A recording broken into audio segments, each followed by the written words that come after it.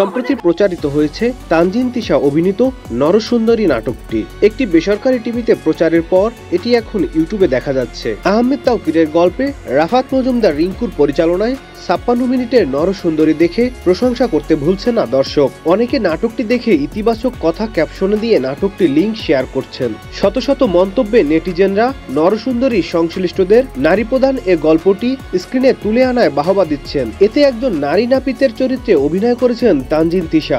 Glamorous রূপ ভেঙে এমন চ্যালেঞ্জিং চরিত্রে তার দুর্দান্ত অভিনয়ে মুগ্ধ হচ্ছেন দর্শক। এখন জন্ম সনদ দিয়ে খোলো বিকাশ স্টুডেন্ট অ্যাকাউন্ট। নিজের বিকাশ নিজে কর।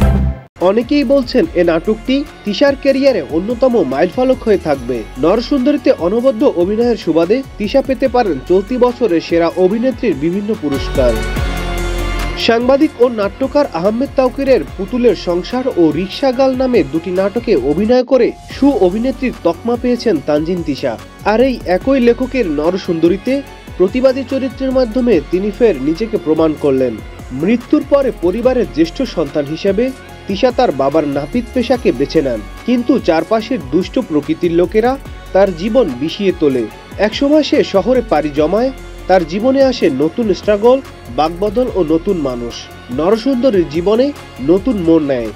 এভাবেই এগিয়ে যায় গল্পটি, আর ইতিবাচক এক বার্তা দিয়ে যার শেষ হয়। চাকরিটা এখন নাই তো, একটা চাকরি পাই দেখবি সব অভাব যাবে।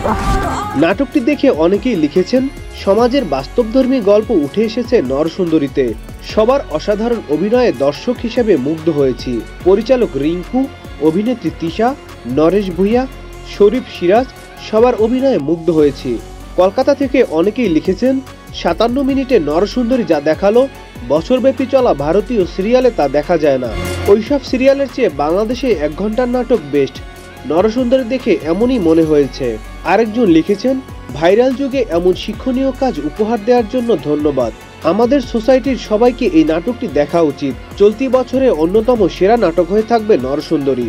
নাট্যকার আহমেদ তাওকির জানান, বরিশালের প্রত্যন্ত একটি অঞ্চলে এমন নরসুন্দরী দেখেছিলেন তিনি, আর সেখান থেকে অনুপ্রাণিত হয়ে নাটকের প্লট সাজিয়েছেন। চ্যানেল অনলাইনকে তিনি বলেন, নারী পুরুষ ভেদাভেদ করে নয়, সমাজ পরিবর্তন করতে হলে প্রয়োজন হয় মানুষের। যেহেতু আমি নতুন গল্প সাজাই, তাই নিজের গল্প ও কাজের মাধ্যমে সবসময় চেষ্টা করি চারপাশের সত্যিকারের মানুষদের তুলে ধরতে, যারা আমাদের সমাজের অবিচ্ছেদ্য অংশ। এছাড়াও পরিচালক রাফাত মজুমদার রিঙ্কু বলেন, নরসুন্দরী প্রচারের পর দর্শকদের ভালোবাসা আমাকে সিক্ত করেছে।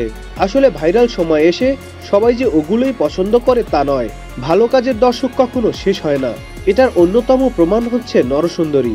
শত শত মানুষ ভালোবাসা জানাচ্ছেন, সবার অনুপ্রেরণা পেয়ে আরো ভালো কাজের উৎসাহ পাচ্ছি। আমার চাকরিটা এখন নাই তো, একটা চাকরি পাই দেখবি সব অভাব যাবে।